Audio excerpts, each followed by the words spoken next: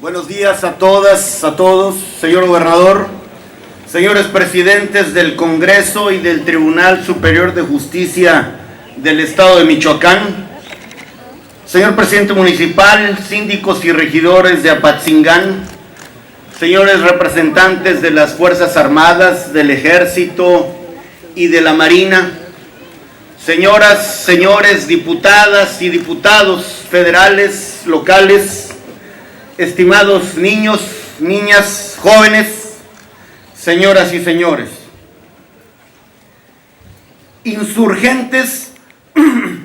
insurgentes con pinta de peregrinos, poco más de 400 soldados que habían padecido un tedioso y largo trayecto desde Chilpancingo hasta estos terrenos bajos, entrecortados por colinas de la Intendencia de Valladolid, región fértil que los indígenas llamaban tierras calientes, propicias para la producción de azúcar, de añil y de algodón. Todo eso y las circunstancias políticas bélicas hicieron de en un momento, más que el centro. Lo hicieron el corazón de un país que estaba por nacer. La comunidad estaba formada por 200 casas de adobe cubiertas de tejamanil, y una de estas daría albergue, así la llamaron, a la Cámara de Diputados, y en breve Apatzingán se convirtió en la sede del Supremo Gobierno mexicano. En este sitio se fundieron las demandas y los dolores, las aspiraciones y los sueños de quienes anhelaban una vida diferente. Esta tierra fue el epicentro de nuestro proyecto político original. El movimiento de independencia se propagaba como aquellas condensadas nubes que, nacidas en el sur, en breve cubren una inmensa extensión, anunciando primero una terrible tempestad que siempre es preludio de buenas cosechas. Dos estandartes, el de la muy reconocible Virgen del Rosario de la parroquia Cuna de Carácuaro, daba paso a otro, el estandarte de un águila devorando una serpiente, la mezcla de una inabarcable cultura prehispánica, la nutrida aportación de la colonia y la intransigente lucha por la independencia los llevaron a la conquista de un destino de pueblo grande, de un anhelo patriótico que desde entonces se llamaba México. Vinculados por el credo laico de la soberanía, la libertad, la igualdad y la justicia, a los insurgentes los encabezaba un clérigo fornido, cariancho, de avanzados 50 años, moreno, de gran empuje y voz sonora, hijo de carpintero, de raza mestiza y cultura criolla, quien educó su talento en la calma, pero forjó su carácter en la tormenta. Abrevó del pensamiento político de la Ilustración, encarnó como pocos la pasión por ver a su patria libre y soberana, y asumió como nadie su misión de vida.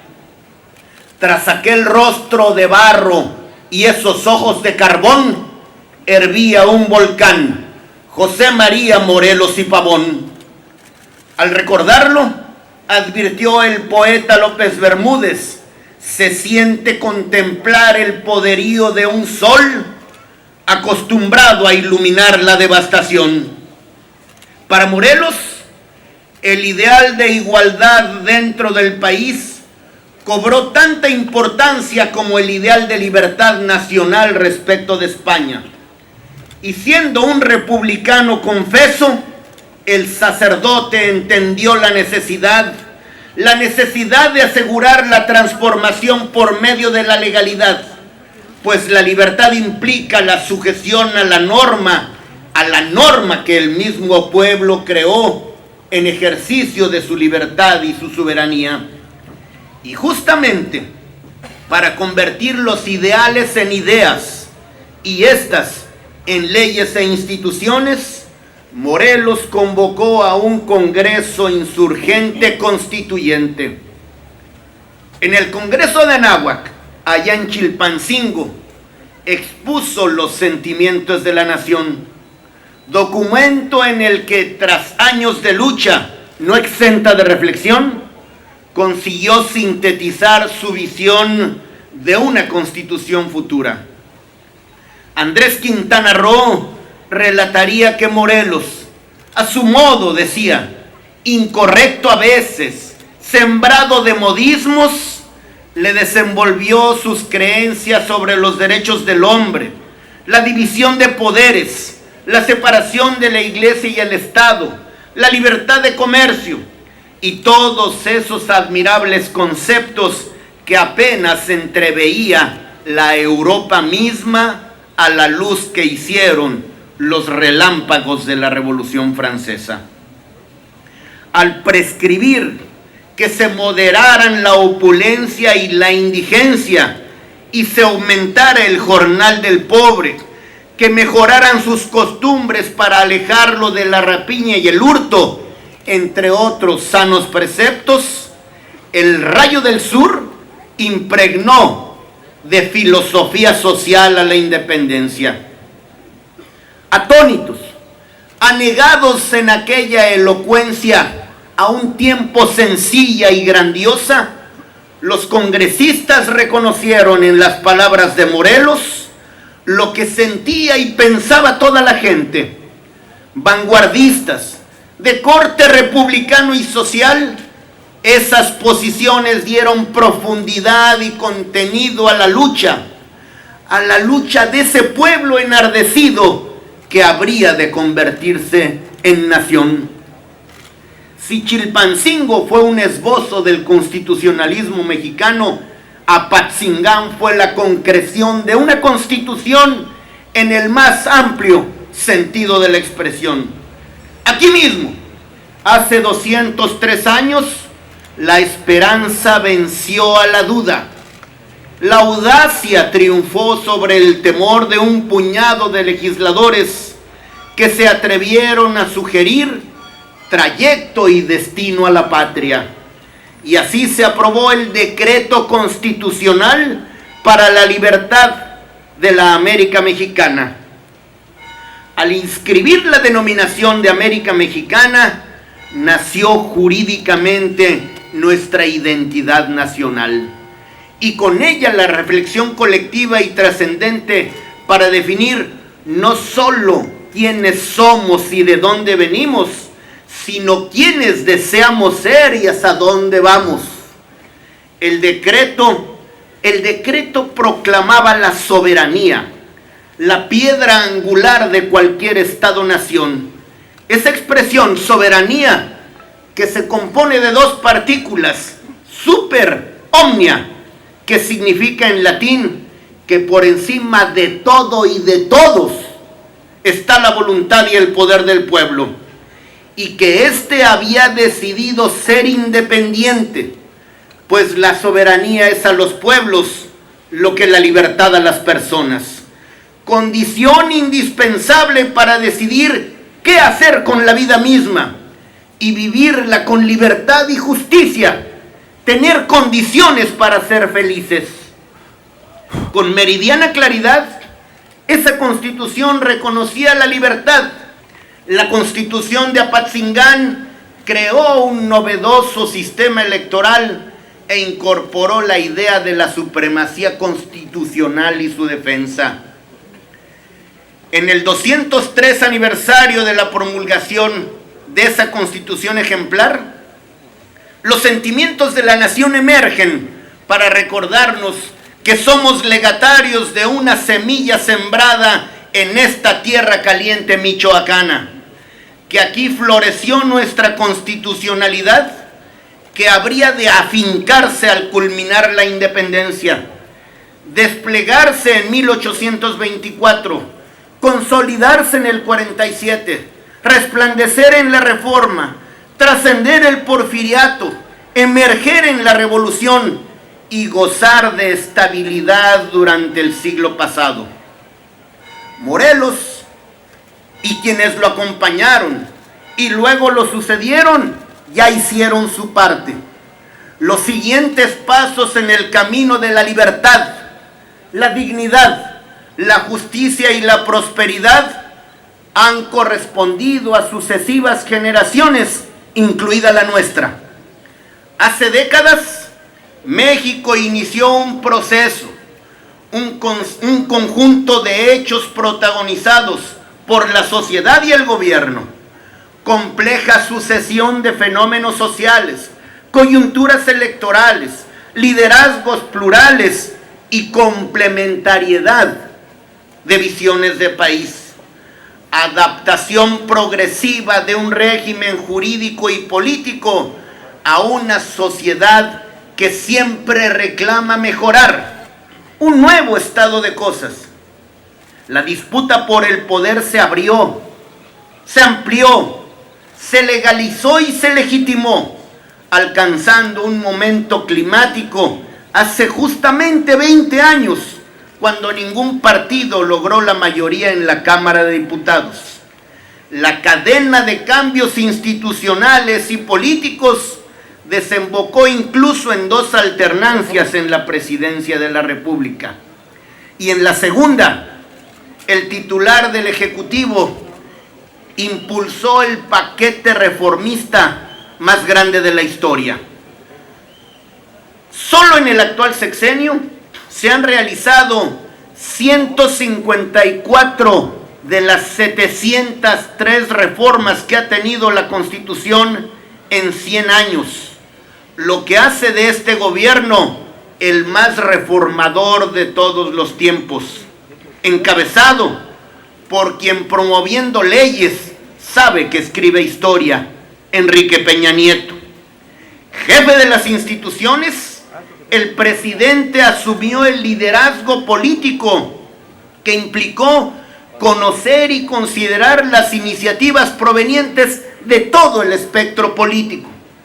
Tuvo talante y talento, es decir, disposición a escuchar y talento para hacerlas compatibles entre sí, haciendo gala de convicción democrática e impulsarlas hasta aprobarlas por el poder revisor de la Constitución, esto es, por la mayoría calificada del Congreso de la Unión y la mayoría de las legislaturas de los estados. Es, para decirlo en síntesis, un triunfo de la política, un triunfo del constitucionalismo, una batalla más ganada por José María Morelos y Pavón, transformando 9 grandes aspectos de nuestra Constitución. Hoy tenemos una ley fundamental que transforma la realidad social. Con ella estamos dando viabilidad económica al país en un contexto global que al inicio del sexenio apenas se imaginaba. México no solo ha cambiado su estructura financiera, sino que no ha dejado de crecer por encima de nuestros socios del sur y del norte, y más que el promedio de los países de Asia y Europa. Potencia exportadora, nuestra nación ahora mismo redefine desde una posición de inteligencia, de realismo y de dignidad nuestros acuerdos comerciales con Norteamérica y listos para hacerlo con el resto del mundo. Con finanzas nacionales sanas, ya mejoran las finanzas familiares de los mexicanos. Más de 3 millones de empleos formales generados son mucho más que un récord que no se había alcanzado. Es la confianza renovada de millones de personas como nosotros, que sobre base cierta ya vislumbran un futuro próximo y mucho mejor para ellos y para quienes más quieren. Tarifas de servicios públicos y privados a la baja, al tiempo de niveles de recaudación a la alza. Esto implica mucha mayor conectividad de México con el mundo y sobre todo abre nuevas posibilidades de prosperidad para muchos que estaban rezagados. El poder público se ha redistribuido para ser más eficaz. El Ejecutivo se ha desprendido de facultades y recursos que ahora cumplen y ejercen otras y nuevas instancias, algunas autónomas y colegiadas en su toma de decisiones, y muy subrayadamente a favor de estados y municipios, en particular consolidando en estos años una tendencia que fortalece en cada episodio las finanzas públicas de ambos ámbitos de gobierno. El todavía paulatino, pero inexorable fortalecimiento de nuestro Estado de Derecho, con más y mejores dispositivos jurídicos e institucionales, abocados a la procuración de justicia, la competencia económica, la transparencia y la rendición de cuentas, y subrayadamente al combate a la corrupción en un dispositivo único en el mundo, en manos de los ciudadanos. Todo esto vaticina una mejoría económica que los inversionistas ya observan y que los impulsa a confiar crecientemente en nosotros. Ese será el mayor legado del gobierno actual y de todos quienes estamos consolidando nuestra democracia. El restablecimiento de la confianza, primero en nosotros mismos, la confirmación de que somos capaces de reponernos a todo, incluso a la furia desencadenada de la naturaleza. En suma, esta es la generación de la transformación profunda de México. El mérito ha sido, es y será de todos los mexicanos. Y ahora, por supuesto, de esta generación plural y políticamente generosa y muy responsable. De una sociedad cada vez más demandante y organizada que no solo apremia los resultados, también formula propuestas innovadoras y está dispuesta a participar. Fuerzas políticas, todas, que sin arriar banderas han contribuido a generar un espacio de neutralidad partidaria para privilegiar los acuerdos. Medios de comunicación que impulsan el proceso democratizador. Políticos de todo signo partidario que han sabido siempre encontrar un tema, un modo y un medio para proponer algo constructivo. Intelectuales que con protesta y con propuesta no han dejado de estar siempre al lado de la ciudadanía. Empresarios que no han parado de arriesgar, siempre apostando por la creatividad y la prosperidad. Trabajadores cuya disciplina y capacidad ya resultan proverbiales y llaman la atención del mundo entero. Estudiantes que han aceptado y asumido el reto de competir en escala global, siempre en actitud de ganar. Toda una generación de mexicanos cada día más y mejor representados para ejercer en los hechos la soberanía que hace más de 200 años en este lugar se reivindicara, particularmente en los poderes legislativos, locales, federales, por senadores, por diputados, quienes hemos hecho de la pluralidad política productividad legislativa, de gobernadores, de presidentes municipales, que sin fusionar ni dividir, sino articulando, poniéndose de acuerdo, porque no hay ciudadanos federales, estatales y municipales, solo gente que exige y tiene razón ser servida adecuadamente. Trabajemos entonces, y Michoacán es un estado emblemático para restablecer completamente la seguridad, tarea en la que ninguno puede estar al margen, porque la seguridad no solo es la que tiene que ver con los bienes y la integridad de las personas, es la seguridad que da certeza, es la seguridad para poder ejercer la libertad y alcanzar la justicia. Señoras y señores, nuestro proceso histórico, que no sin dificultades hemos construido juntos los mexicanos y del cual bien haríamos en sentirnos orgullosos, no por darnos ya por satisfechos, pero sí para cobrar nuevo impulso, porque es la acreditación de que juntos siempre podremos. Retadores, los meses y los años por venir serán para proceder como en su momento lo hiciera Morelos, perseverando en el esfuerzo, manteniendo la dirección del proyecto nacional y acelerando los resultados. Nosotros, esta generación, los herederos de esa historia de triunfo, iniciada por Hidalgo, fraguada por Morelos, defendida por Juárez, reivindicada por Carranza, institucionalizada por Plutarco Elías Calles, debemos asumir con pasión la responsabilidad de actuar como lo sugirieron los sentimientos de la nación, con constancia y patriotismo. Constancia, que es perseverar en el esfuerzo, y patriotismo, que es hacer más grande a la patria. Y patria significa la tierra de nuestros padres, la que inexorablemente lo será de nuestros hijos. Felicidades.